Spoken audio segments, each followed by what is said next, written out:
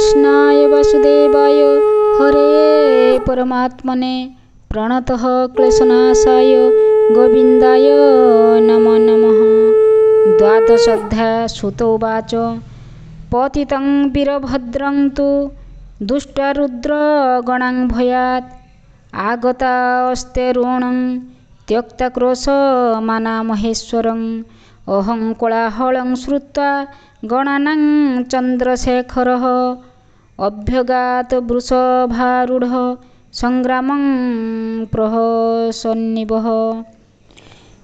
शृणु सकल मुनिगण द्वारकापुरे नारायण कहन्ति सत्यभामागे जे इतिहास सत्यजुगे ब्रह्मा सनातन संवाद तीर्थकु कहन्ति नारद।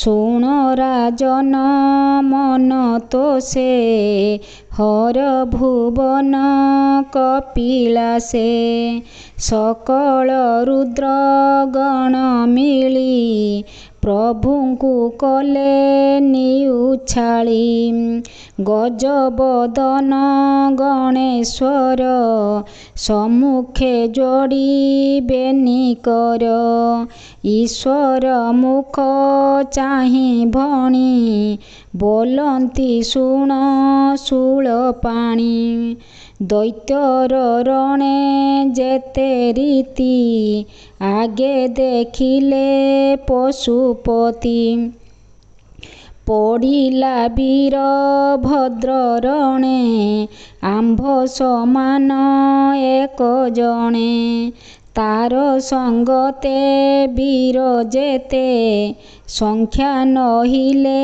मले केते से चिंता नाही तुम्भ मने तांडव नृत्य बधाने ए तुम्भ केउ प्रभुपण आपणा हानि न प्रमाण एही प्रकारे कले कार्य काहाकू पूजिब लाज ए तुम्भ शत्रु जलंधर रणे मिलिला सुर नर जगतनाथ चक्रपाणी ताहांकू नेई रणे जिणी रखिला नेई निज पुरे ए बड़ कर्म त्रिलोकरे एबे आंभर शत्रुपणे युद्ध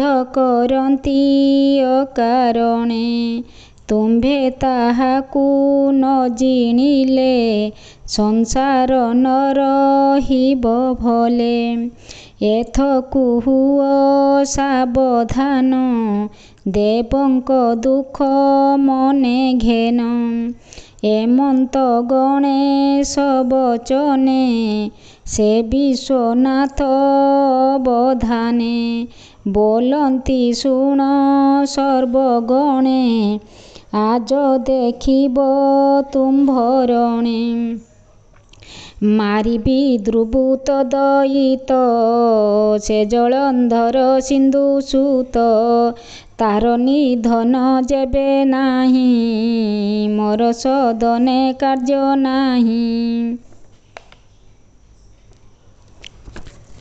एमंत बोली देव काशी कपिलासुत पृष्ठे बसी युद्धकु होइले बाहार ज्योति विराजे दिनकर पंचबदन त्रिलोचन जेने प्रचंड हुतासन जटा मुकुट सप्त फेणी ललाट शिखे निशामणि कर्णे कुंडल कंठे हार सुवर्ण सूत्रे नरशिर जेजन शिव आश्रे करी ता शिर हर हृदय धरी भूत भुजंग गण साजे दश आयुध दश भुजे कांडको दंड चक्र काती त्रिशूल पिनाक सकती ଖଡ଼ଗ ପର ସୁମୁଦ୍ଗର ପ୍ରଚଣ୍ଡ ଜ୍ୟୋତି ପରଖର ଧବଳ ତନୁ ଜ୍ୟୋତିରାଜେ ଶ୍ଵେତବୃଷ ଉପରେ ବିଜେ ଶିବଗମନ୍ତେ ଅନ୍ତରୀକ୍ଷ ବାଜେ ଡମ୍ବରୁ ନବଲକ୍ଷ ତା ଦେଖି ରୁଦ୍ରଗଣ ଧାଇଁ ପ୍ରଳୟ ଅଗ୍ନି ପ୍ରାୟ ହୋଇ ସିଂହାଉ ପାଙ୍ଗ ଶଙ୍ଖ ଧ୍ୱନି ଶବଦେ ପୁରିଲା ମେଦିନୀ ଶୁଣି ଅସୁର ବଳ କମ୍ପେ ଶବଦ ସିଂହ ପ୍ରାୟ ଝାମ୍ପେ ବନ ପଶୁଙ୍କ ପ୍ରାୟ ହୋଇ ଦୈତ୍ୟକୁ ବୁଦ୍ଧି ନଦୀ ସଇ ମନ୍ତ୍ରୀ ବିହୀନେ ଚିନ୍ତା କୂଳେ ଭାଳୁଥିଲା ଯେ ଦୈତ୍ୟ ବଳେ ଏମନ୍ତ କାଳେ ଶିବ ଗଣେ ପ୍ରବେଶ ହେଲେ ରଣସ୍ଥାନେ ଶିବଙ୍କୁ ଦେଖି ଜଳନ୍ଧର ଭୟ କମ୍ପଇ ଥରହର କାର୍ତ୍ତିକ ବ୍ରତୀ ଦେଖି ପାପ ଯେନେ ହୁଇ ହୃତୁକମ୍ପ ତେନେ ଅସୁର ଭୟ କରି ପୁଣି କ୍ଷତ୍ରିୟ ଗୁଣ ଧରି ରଥ ଆରୋହୀ ଧାତିକାରେ ଧନୁ ନାରାଚ ଧରି କରେ ଯୁଦ୍ଧେ ହୋଇଲା ଆଗୁସାର ସାରଥି ସିଂହିକାକୁ ମର ତା ଦେଖି ଦୈତ୍ୟ ବଳ ପଛେ ଲାଗିଲା ସିନ୍ଧୁପତି କାଛେ ନାନା ଆୟୁଧେ କରେ ଧରି ଦୈତ୍ୟ ଧାଇଁଲେ ଦିଗ ପୁରୀ ବାଜଇ ଚମକ ନିଶାଣ ଦୈତ୍ୟ ଭେଟିଲେ ଶିବ ଗଣ ଧନୁ ଆକର୍ଷି ଶର ବିନ୍ଧି ଆବରି ଏକେ ଏକେ ବାଦି ଶୁଣ ରାଜନ ବିଷ୍ଣୁ ଲୀଳା ଯେ ଯାହା ତୁଲେ ଯୁଦ୍ଧ କଲା ତାହା କହିବା ଏକେ ଏକେ ଶମ୍ଭୁ ଆବରି ତ୍ରିଅମ୍ବକେ ଯୁଦ୍ଧ କରନ୍ତି ଅନ୍ତର୍ଜାପ ସରସ ବଦ ସପ୍ତଦୀପ ଚମକି ହେଲା ଟଳମଳ ସ୍ୱର୍ଗେ କମ୍ପନ୍ତି ଦିଗପାଳ ନିଶମ୍ଭୁ ତୁଲେ ଗଣପତି ବାଣ ବିନ୍ଧନ୍ତି ପ୍ରତି ପ୍ରତି କାର୍ତ୍ତିକ ସଙ୍ଗେ ଜଳନ୍ଧର ଯୁଦ୍ଧ କରଇ ଆଗୋଚର ବାଣ ବିନ୍ଦୁଚି କୋଟି କୋଟି ବତାସ ଯେନେ ଜଳ ବୃଷ୍ଟି କାଳ ନଉମି ମହାକାଳ ଭୀମକ ତୁଲେ ବାସ କଳ ଏଚାରି କ୍ଷତ୍ରି ମାଲ ଯୁଦ୍ଧେ ପଡ଼ି ଗଢ଼ନ୍ତି ରଣ ମଧ୍ୟେ ହେତି ପ୍ରହେତି ବୀର ଘେନି ଯୁଦ୍ଧ କରନ୍ତି ଶିଳା ଘେନି ପ୍ରହେତି ନିନ୍ଦା ଯୁଦ୍ଧ କଥା କହିଲେ ନ ସରିବ ପୋଥା ଏମନ୍ତେ ଏକ ଏକ ରଣ ନିର୍ଘାତ ପ୍ରାୟ ଶୁଭେ ବାଣ ଯୁଦ୍ଧ କରନ୍ତି ଅହର୍ନିଶି ଉଭୟ ଥାଟ ମିଶାମିଶି ରଣେ ପଡ଼ିଲେ ଅନୁକ୍ଷଣେ ଚକ୍ର କୁଠାର ତୀକ୍ଷ୍ଣ ତୀକ୍ଷ୍ଣ ବାଣେ ଶସ୍ତ୍ର ବିଘାତେ ଶିର ଛିଡ଼ି କିଶୁଙ୍କ ପୁଷ୍ପ ପ୍ରାୟ ଝଡ଼ି କବନ୍ଧ କୋଟି କୋଟି ନାଚେ ମଡ଼ା ପଡ଼ନ୍ତି ଅତି ଘଞ୍ଚେ ରଥେ ମାତଙ୍ଗ ଖର ବାଜି ନିଚେ ପଡ଼ନ୍ତି ରଣେ ଗର୍ଜି ଧରଣୀ ଦିଶେ ରଙ୍ଗ ବର୍ଣ୍ଣ ଶିରେ ପୀଡ଼ିତ ମହାଶୂନ୍ୟ ରଣେ ଈଶ୍ୱର କୋପ ମୂର୍ତ୍ତି ଯୁଗାନ୍ତ କାଳେ ଯେହ୍ନେ ଜ୍ୟୋତି ସେହି ସ୍ୱରୂପେ ତ୍ରିପୁରାରୀ ରଣେ ଅସୁର ବଳ ମାରି ଶୂଳ ପ୍ରହାରେ ଶମ୍ଭୁ ରଥ ଭାଙ୍ଗି ହୋଇଲା ଖଣ୍ଡ ଶତ ବିରୋଧୀ ହୋଇ ମହାବୀର ଶିବ ଛାମୁରୁ ହେଲା ଦୂର ସେ ଶୂଳ ପିଟି ଉମାକାନ୍ତ ଖଡ଼ଗେ ରୋମାକୁ କଲେ ହତ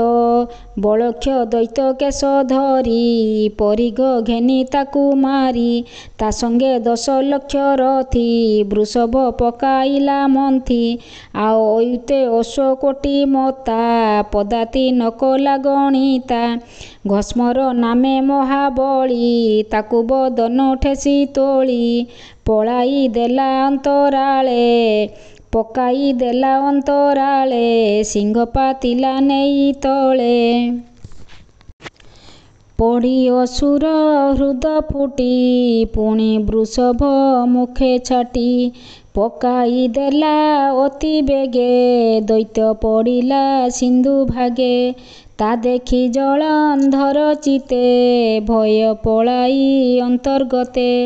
ଏ ମହାଦେବ ବିଶ୍ୱନାଥେ ମୋର ମରଣ ଏହା ହାତେ। ନିଶ୍ଚୟ ସଞ୍ଚିଲା ଦଇବ କେହା ଅନ୍ୟଥା କରିବ। ଯେ ପ୍ରତି ଆଶେ କଲି ଏହା ଲଭିତ ନ ପାରିଲି ତାହା। ଯେବେ ପାର୍ବତୀ ରୂପ ଦେଖି ତେବେ ସେ ଜନମ ସୁଖୀ। ମାୟାରେ କରିବି ଉପାଏ ଧରିବି ସଦାନନ୍ଦ କାଏ। ଯିବି ଗୌରୀ ସନ୍ନିଧକୁ ବିଶ୍ୱାସେ ରହି ବିଶ୍ୱାସେ ହରିବି ତାହାକୁ। ତେବେ ଲଭିବି ସର୍ବଜୟ ମୃତ୍ୟୁକୁ ନାହିଁ ମୋର ଭୟ। ଏତେ ବିଚାରି ଦୁଷ୍ଟମତି ମିଳିଲା ଶମ୍ଭୁ ଦୈତ୍ୟକତି।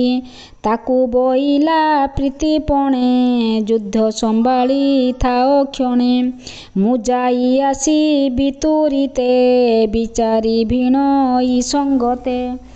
ସେ ଦେବ ନାମ ମାୟାଧର ଜାଣଇ ଅନେକ ବିଚାର।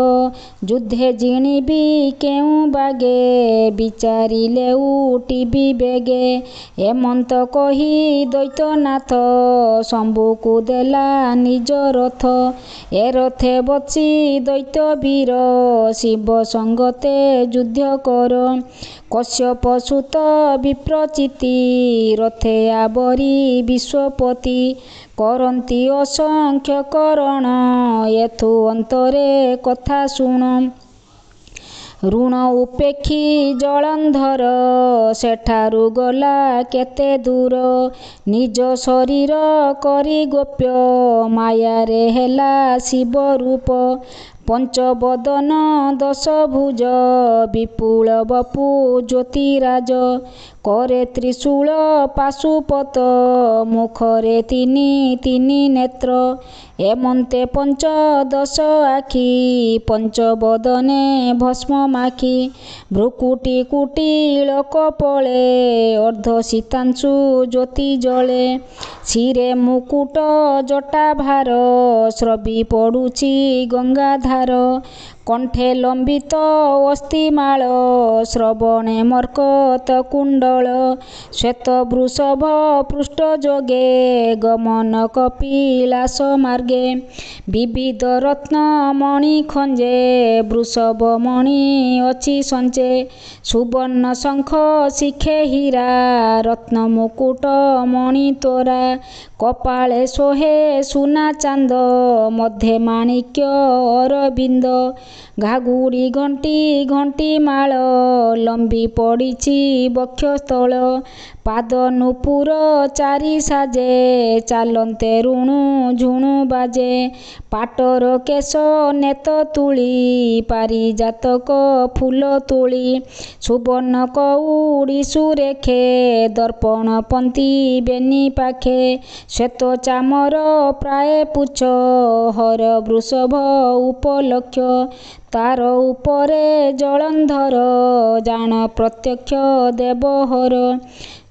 ସଧିରେ ବିଜେ ଲୀଳାବତୀ କିନ୍ନରୀ ବୃନ୍ଦେ ବେଢ଼ିଛନ୍ତି।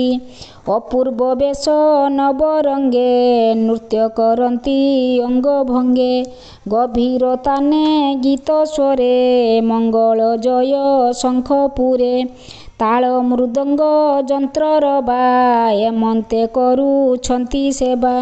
ଶିବ ସମ୍ପଦ ପ୍ରାୟ ହୋଇ ଅସୁର ଶିବ ପରେ ଯାଇ। ପାର୍ବତୀ ଦାସୀ ମାନେ ଆସିଥିଲେ ସେ ସିଂହ ଦ୍ୱାରେ ବସି। ଜୟ ଶବଦ ଶୁଣି ବେଗେ ଉଠି ଚାହିଁଲେ ରାଜମାର୍ଗେ। ଦେଖିଲେ ବିଜେ ବିଶ୍ୱନାଥେ ଗୟସ ପୁଷ୍ପ ବୃଷ୍ଟି ପଥେ। ପଶୁ ବାହନେ ପଶୁପତି ଶିରେ ଧରାରେ ଫୁଲ ଛତି। ଯୁବତୀ ଗଣ ପାଶେ ବେଢ଼ି ଆସନ୍ତି ପଟୁଆରେ ପଡ଼ି। କେତେ ହେଁ ଦୂରେ ଶଙ୍ଖନାଦ ଶୁଭୁଛି ରଣ ଜୟ ବାଦ୍ୟ। ଏମନ୍ତ ଦେଖି ଦାସୀଗଣେ ପାର୍ବତୀ ଆଗେ ତତକ୍ଷଣେ। କହିଲେ ଅନ୍ତପୁରେ ଯାଇ ଭୋ ମାତ ଆସ ବେଗେ ହୋଇ। ତୁମ ପଲ୍ଲବ ତ୍ରିପୁରାରୀ ତୁମ ବଲ୍ଲଭ ତ୍ରିପୁରାରୀ ଆସନ୍ତି ରଣ ଜୟ କରି ନିକଟେ ଆସି ପରବେଶ ପ୍ରଭୁଙ୍କୁ ଅର୍ଘ୍ୟ ଦେବ ଆସ। ଏମନ୍ତ ଦାସୀ ମୁଖୁ ଶୁଣି କନକ ଶୈଳ ଦୁଲଣୀ ନିଜ ଆସନ ଉଠି ବେଗେ କାଞ୍ଚନ ମାଳା ସଖୀ ସଙ୍ଗେ ପୁର ବାହାର ହୋଇ ଆସି କ୍ଷୀର ସମୁଦ୍ର ଯେନେ ଶଶୀ ଦାସୀଙ୍କୁ କରେ ଅର୍ଘ୍ୟ ଥାଳି ଆସନ୍ତେ ପଡ଼େ ହୁଳାହୁଳି। ନବରୁ ହଇଲେ ବାହାର ଦେବୀଙ୍କି ଦେଖିଲା ଅସୁର ଯେମନ୍ତେ ଥିଲା ଶୁଣି ପୂର୍ବେ ନାରଦ ବଚନ ପ୍ରଭାବେ ସେହି ସ୍ୱରୂପ ଆଗେ ଦେଖି ଛାଡ଼ି ନ ପାରିଲା ଆଖି। ପାର୍ବତୀ ରୂପ ଅଗ୍ନିକାନ୍ତି ଶୁଦ୍ଧ ସୁବର୍ଣ୍ଣ ବର୍ଣ୍ଣଭ୍ରାନ୍ତି ଶରଦ ପୂର୍ଣ୍ଣ ଚନ୍ଦ୍ରପ୍ରଭା ତହୁଁ ଅଧିକ ମୁଖ ଶୋଭା ନୀଳ ବସନ ପହରଣ ସୁରଙ୍ଗ ନେତ ଉପରାଣ ବେନି ଲୋଚନ ରୂପ ଚାହିଁ ଅସୁର କମ୍ପ ମାନ ଦେହି ପାର୍ବତୀ ଅଙ୍ଗ ଆଭରଣ ଯେସନେ ଆଦିତ୍ୟ କିରଣ ଶିର ସୀମନ୍ତ ମଥାମଣି ନାସାରେ ମୁକ୍ତା ଚାପ ସରି ତା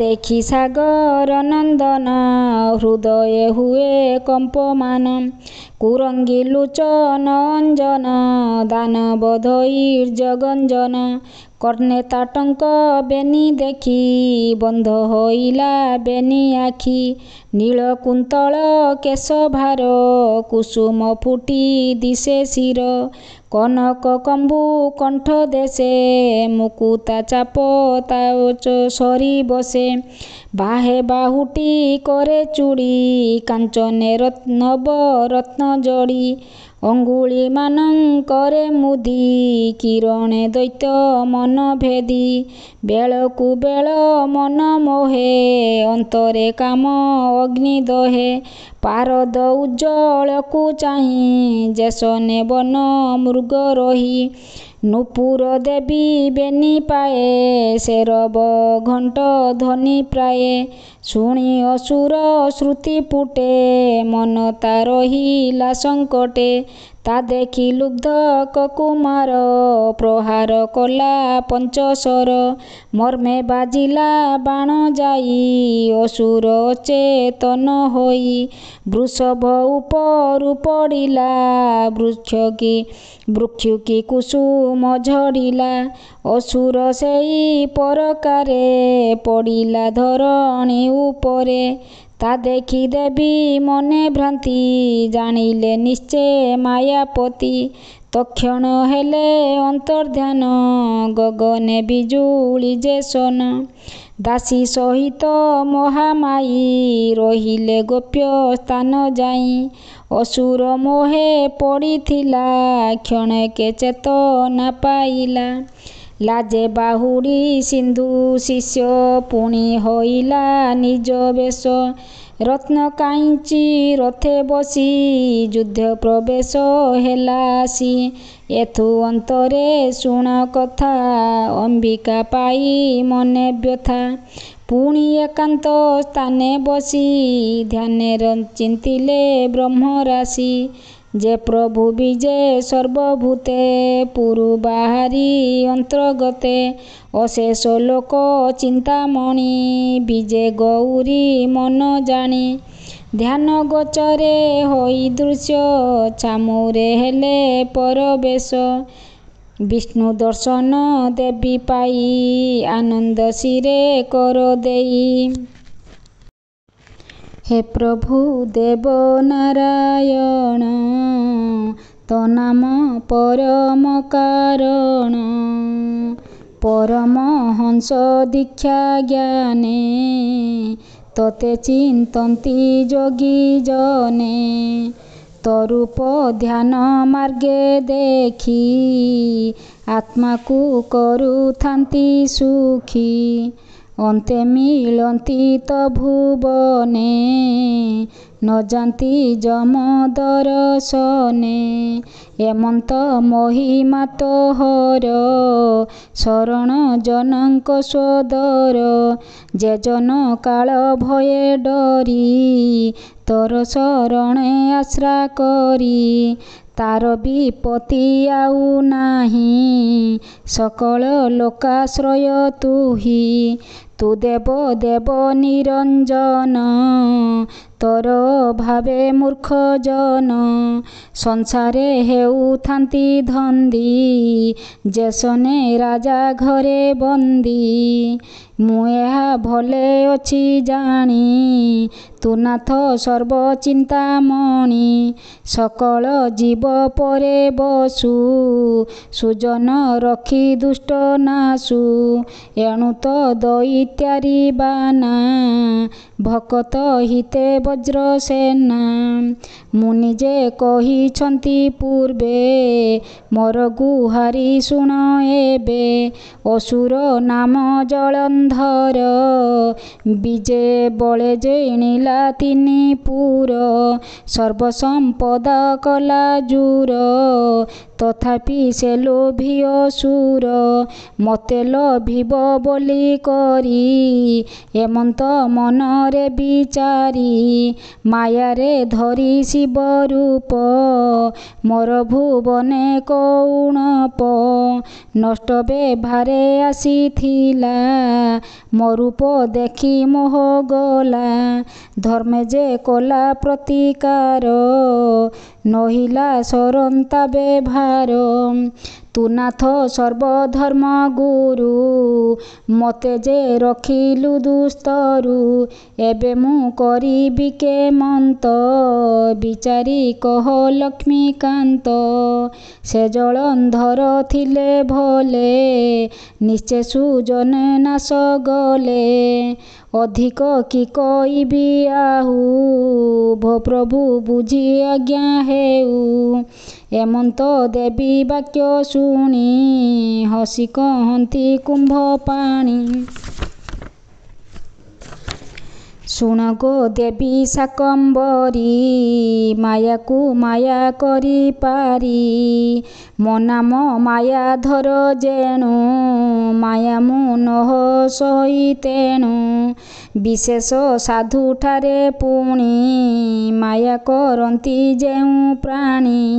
ମୁହିଁ କରଇ ତାକୁ ମାୟା ଯାବତ ଥିବ ତାର କାୟା। ତାବତ ସୁଖ ନାହିଁ ମୋର କହନ୍ତି କରୁଣା ସାଗର। ଏବେ ଏ ଜଳନ୍ଧର ଆସି ମାୟାରେ ତୁମ୍ଭପୁରେ ପଶି। ଏବେ ଲୋଭିଲା ଯେଉଁ କାର୍ଯ୍ୟ ଆମ୍ଭ କରିବା ମାୟା ଆଜ। ସେ ଆଗ କଲା କର୍ମ ନାଶ ପଛନ୍ତେ ନାହିଁ କିଛି ଦୋଷ। ଯେ ଯେଉଁ ରୂପେ ଅପରାଧୀ ଆମ୍ଭେ କରିବା ସେଇ ବୁଦ୍ଧି।